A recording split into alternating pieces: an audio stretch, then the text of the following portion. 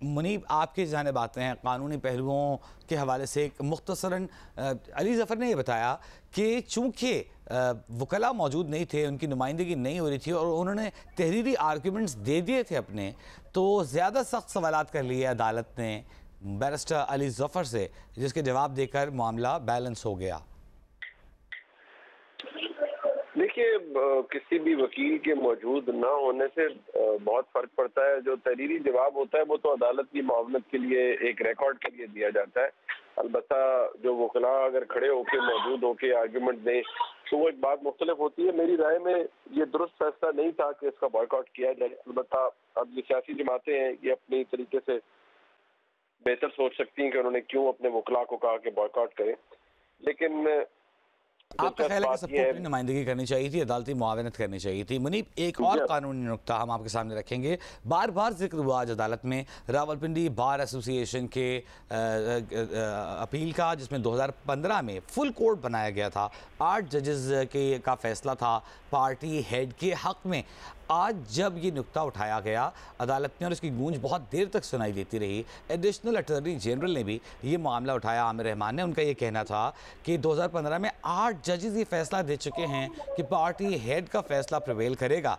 तो इस पर जस्टिस मुनीब अख्तर ने कहा, रिमार्क्स दिए कि लेकिन दोस्त मोहम्मद मज़ारी ने जिस सुप्रीम कोर्ट के फैसले का हवाला दिया है वो आर्टिकल 63A की तशरीक वाले केस का हवाला दिया है, इस वाले केस का हवाला नहीं दिया। तो ये बात दुरुस्त है कि एग्जैक्टली उसी केस का हवाला देना होता है? अगर बड़ा फैसला ऑलरेडी मौजूद है तो वो प्रिवेल नहीं करता।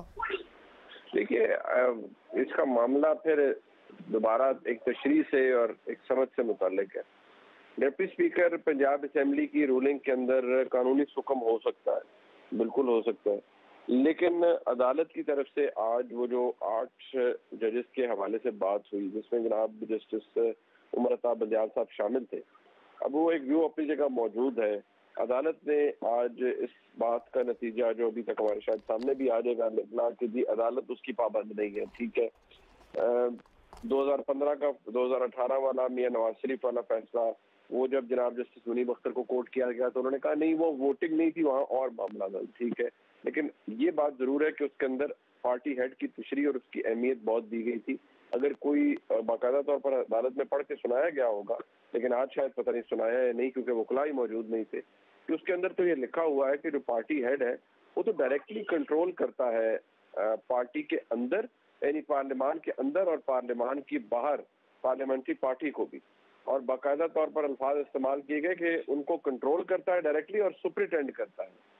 यानी कि उनको ना सिर्फ उनका काबू उसके पास होता है, बल्कि वो उनको सुपरिटेंड आप तब करते हैं ना जब आप सुपरवाइज कर रहे हैं किसी को। तो सुपरविजन जब आप किसी के करेंगे तो सुपरवाइज करते करते आपको अचानक क्या हो जाएगा कि आपके पास से वो इख्तियार चला जाएगा कि आप उन्हें पार्टी जब इतने अहम मामले पर अपना फैसला लेगी तो आप आज़ाद हो जाएंगे और पार्टी हेड के पास कोई इख्तियार नहीं रहेगा। साथ ही साथ चीफ जस्टिस साहब ने आज खुद फरमाया, उन्होंने फरमाया कि जो पार्लियामानी पार्टी है वो खुद से तो कुछ फैसला नहीं कर लेती, जमात के फैसले की रोशनी में पार्लियामानी पार्टी फैसला करती है। जब उन्होंने ये फरमाया तो जहन में बात आती है कि जस्टिस साहब को भी इस बात का इदराक जरूर है कि पार्लियामेंट्री पार्टी को मादर पिदर आजाद तो है नहीं, और जमात का फैसला कहाँ होगा? जमात का फैसला वहाँ होगा जहाँ जमात का लीडर कहेगा। और जमात और पार्लियामानी पार्टी के अंदर जो फर्क उन्होंने खुद क्रिएट किया है उसको फिर उन्होंने खुद अप्रिशिएट भी किया है कि पार्लियामेंट्री पार्टी अपने तर्ज पर खुद फैसला नहीं कर सकती। बिल्कुल। अब क्योंकि निहायत ही टेक्निकल चीज है तो मुझे लगता है, शायद मैं गलत हो सकता हूँ, लेकिन मैंने जो अभी तक महसूस किया है कि डिप्टी स्पीकर की रूलिंग को एक टेक्निकल ग्राउंड पे नॉकआउट किया जाएगा कि उन्होंने जो हवाला दिया 63A के फैसले के हवाले से वो एरोनियस था, और अगर उनको हवाला देना चाहिए था या पार्टी हेड के इख्तियारात की बात करनी चाहिए थी, कोई दूसरी नजीर को हवाला देना चाहिए था। लेकिन इसका अल्टीमेट रिजल्ट क्या होगा? अभी कुछ देर पहले वो जो मुनहरिफ अरकान के हवाले से बात हुई, उस पर अल्टीमेट रिजल्ट की जानिब जाने से पहले जो नुक्ता आप बयान करें, मैं आपसे इसी मुतालिक एक सवाल करना चाह रहा हूँ। दोस्त मज़ारी ने जिस वक्त रूलिंग दी उनका मामला वोट मुस्तरद करने का था, 10 वोट मुस्तरद करने की रूलिंग दी थी बुनियादी तौर पर, और वो तो बराह रास्त आर्टिकल 63A की तशरीह से मुताल्लिक है, क्योंकि आर्टिकल 63A की तशरीह बताती है कि अगर डिफेक्शन हो जाए तो वोट मुस्तरद कर दिया जाता है। तो वो हवाला तो उन्होंने मेरा ख्याल है दुरुस्त दिया था, पार्टी हेड के हवाले से उन्होंने कहा कि मेरे पास लेटर मौजूद है, उन्होंने वो उस पर सुप्रीम कोर्ट के किसी केस का या रूलिंग का या फैसले का हवाला नहीं दिया। नहीं, जो बेसिक इशू आ रहा है ना, वो 63A के हवाले से जो फैसला था उसका पैराग्राफ 3 है। अदालत को उस पर एतराज है जो कि पहले दिन से है। वो ये कह रहे हैं कि नहीं, उसके अंदर तो लिखा हुआ है कि कोई भी रुकन अगर पार्लिमानी पार्टी के फैसले से नाराज करेगा तो वो डिसीट होगा, उसका वोट काउंट नहीं होगा। तो यहाँ तो पार्लियामेंट्री पार्टी जो है उसकी तरफ से तो मामला चला ही नहीं। और आपको याद होगा जब डिप्टी स्पीकर ये अनाउंस कर रहे थे, जो राजा बिशारत साहब साबिक सूबाई वज़ीर साजिद भट्टी की पार्लिमानी पार्टी का मीटिंग का हवाला दे रहे थे। जी, उसमें उन्होंने ये कहा कि आप ये नहीं कर सकते क्योंकि ये तो पार्लियामेंट्री पार्टी करती है। अब उस मौके पर जो मुआवनत डिप्टी स्पीकर को मिलनी चाहिए थी, एक तो ये कि उनको ये बताना चाहिए था कि जनाबे वाला पार्टी के सदर के इख्तियारात ज्यादा हैं और वो इस अदालती फैसले के मुताबिक ज्यादा है, और पार्टी हेड का इख्तियार है कि वो आपको बताए कि आपने क्या करना है। आप खुद अपने तय कोई फैसला नहीं कर सकते।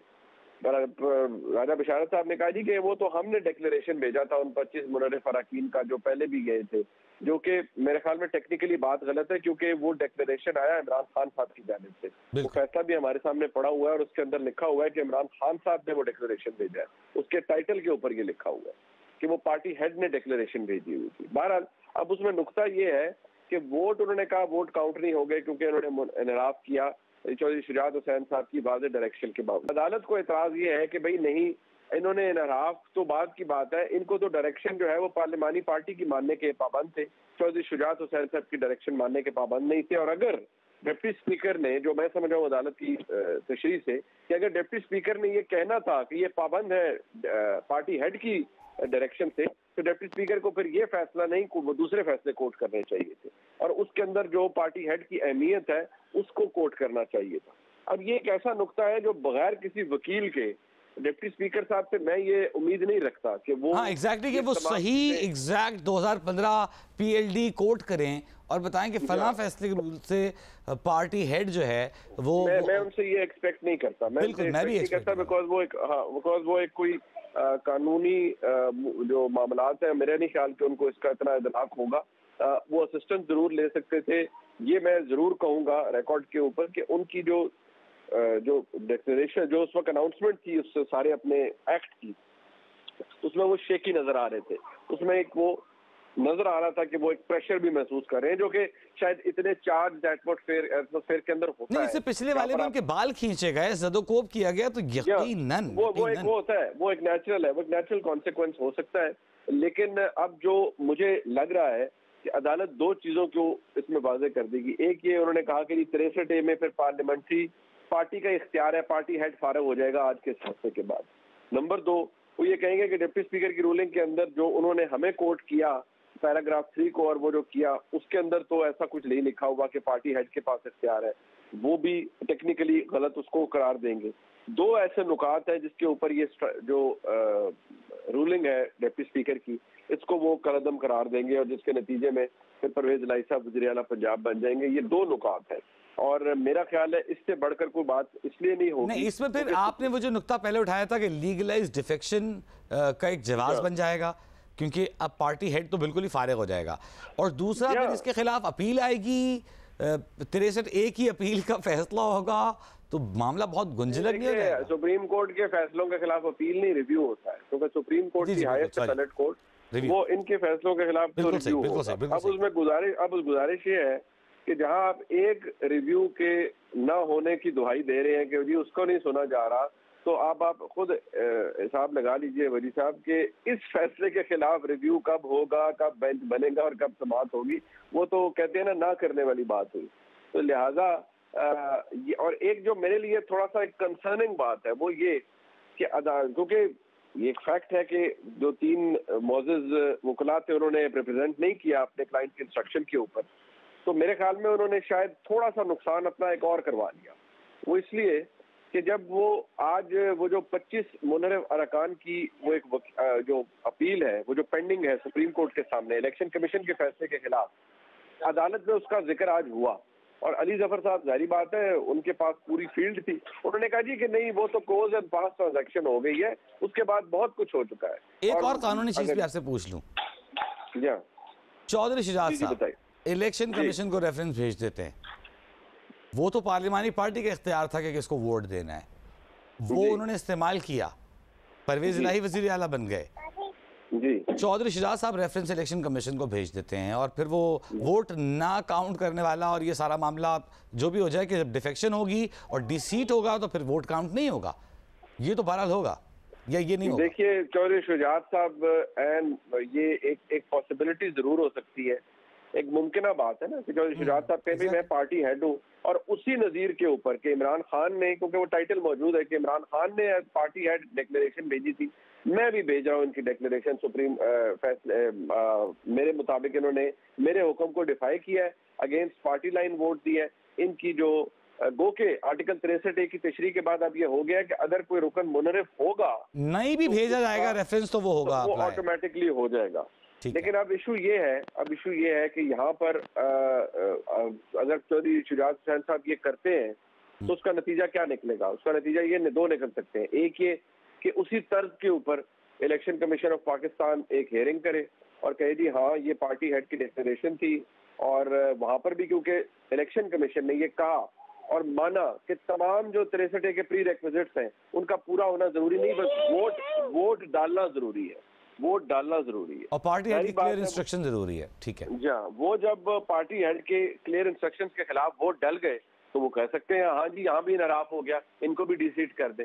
तो टर्म ऑयल तो अगर वो जो शुजात साहब ये कोर्स अडॉप्ट करते हैं तो हम बैक टू स्क्वायर वन हो जाएंगे दोबारा।